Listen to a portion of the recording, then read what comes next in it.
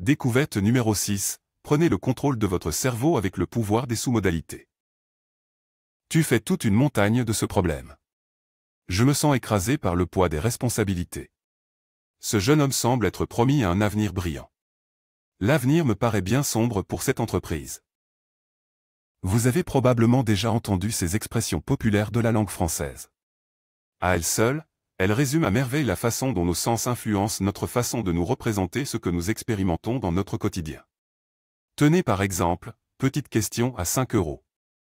Comment savez-vous que le gâteau que vous voyez est un gâteau? Cette question peut paraître stupide, non.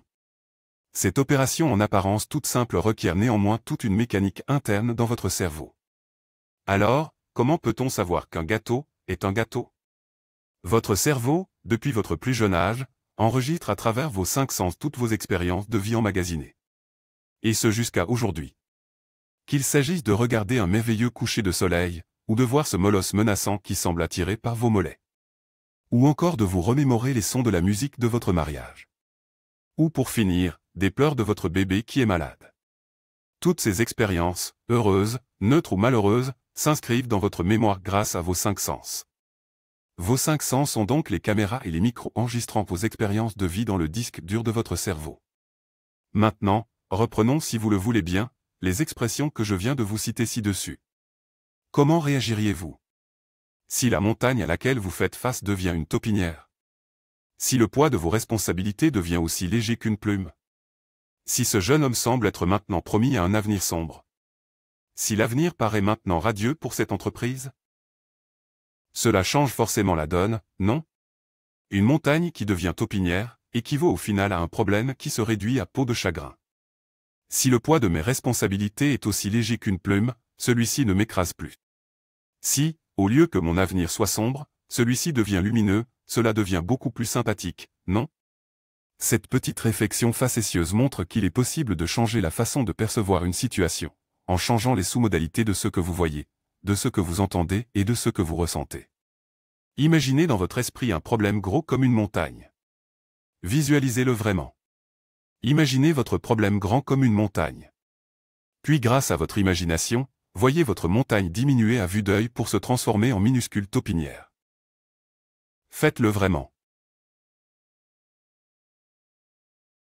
Que va-t-il se passer dans votre esprit? Il y a de fortes chances que la façon dont vous percevez votre problème va totalement changer. Et c'est là que cela devient très intéressant pour vous. C'est qu'il est possible de transformer l'impact émotionnel de vos souvenirs douloureux en changeant les sous-modalités visuelles, auditives et kinesthésiques de vos expériences malheureuses. Que sont les sous-modalités visuelles d'une expérience? Imaginez à nouveau la montagne dans votre esprit. L'image qui vous vient en tête est-elle panoramique ou est-elle délimitée par un cadre? L'image, paraît-elle lointaine ou proche? L'image, est-elle plutôt lumineuse ou plutôt sombre? L'image, est-elle en couleur ou en noir et blanc? Enfin, l'image est-elle animée ou plutôt fixe?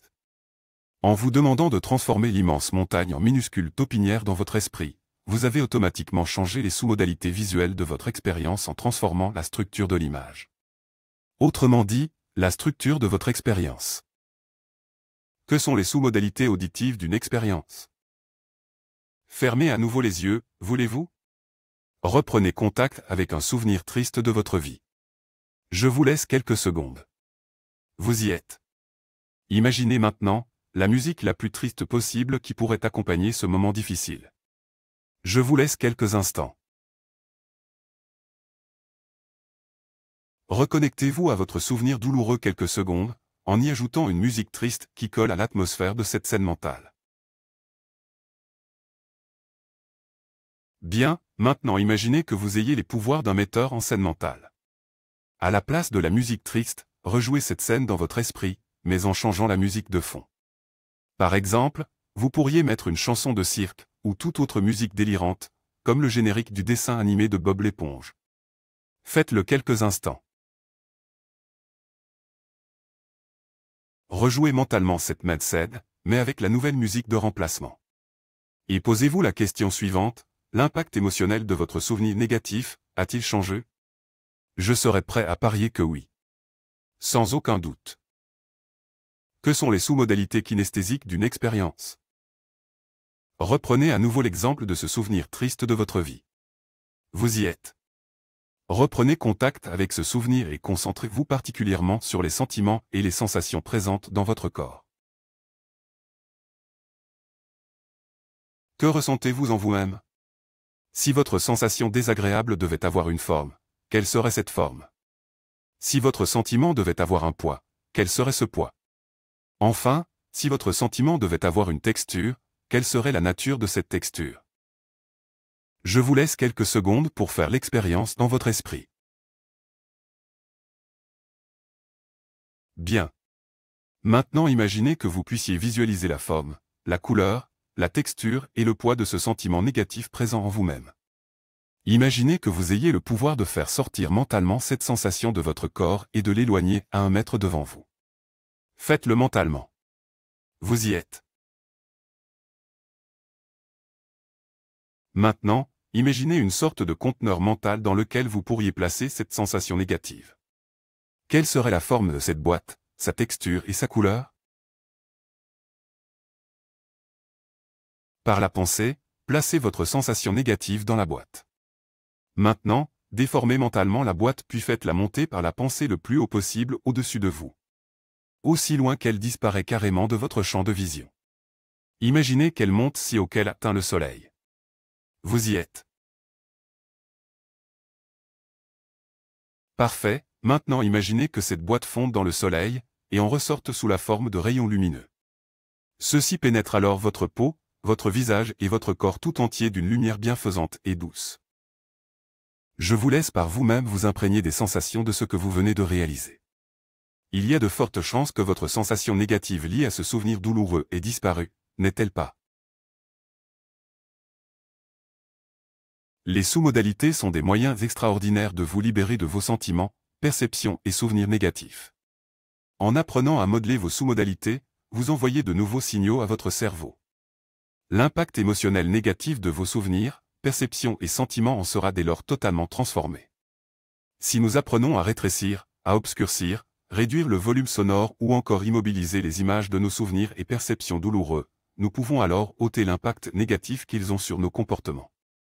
Votre cerveau détient des caractéristiques vraiment étonnantes. Vous l'avez expérimenté par vous-même dans ces quelques petites expériences amusantes. Plus tard dans ce livre, grâce aux exercices spécifiques, vous apprendrez à devenir maître dans l'art d'utiliser votre cerveau à votre avantage. Comprenez-vous maintenant pourquoi il est important de connaître la façon dont votre esprit fonctionne, si vous désirez vraiment apporter de profonds changements dans votre existence? Cela change la donne, non? Les personnes qui réussissent, les gagnants obtenant des résultats extraordinaires dans leur vie, sont ceux qui savent comment maîtriser les paramètres de leur esprit. Votre esprit est comme un outil. Mal utilisé, il vous emmènera loin de ce que vous désirez. Jessica Witt de l'Université d'État du Colorado et ses collègues ont étudié le pouvoir des sous-modalités dans le sport de haut niveau. Ces études récentes montrent que les capacités sportives des athlètes sont fortement influencées par la perception qu'ils ont de la taille, de la vitesse et de la distance. Dans une interview qu'elle a donnée au journal britannique The Guardian, elle nous explique que les joueurs de football américains qui marquent le plus de points au pied percevaient le but comme étant plus grand que ceux qui en marquaient moins. Elle ajoute ensuite, nous avons également étudié la façon dont les nageurs professionnels perçoivent les distances sous-marines comme étant plus petites que les nageurs non professionnels. Vous comprenez maintenant comment cette expression « ils font une montagne d'une taupinière » prend ici tout son sens. Les nageurs professionnels ont tendance à transformer les montagnes que représente la longueur du bassin en taupinières dans leur esprit. C'est-à-dire qu'ils perçoivent volontairement la longueur des bassins plus petite que les nageurs non professionnels. Résultat, ils perçoivent l'effort comme étant moins douloureux et moins difficile.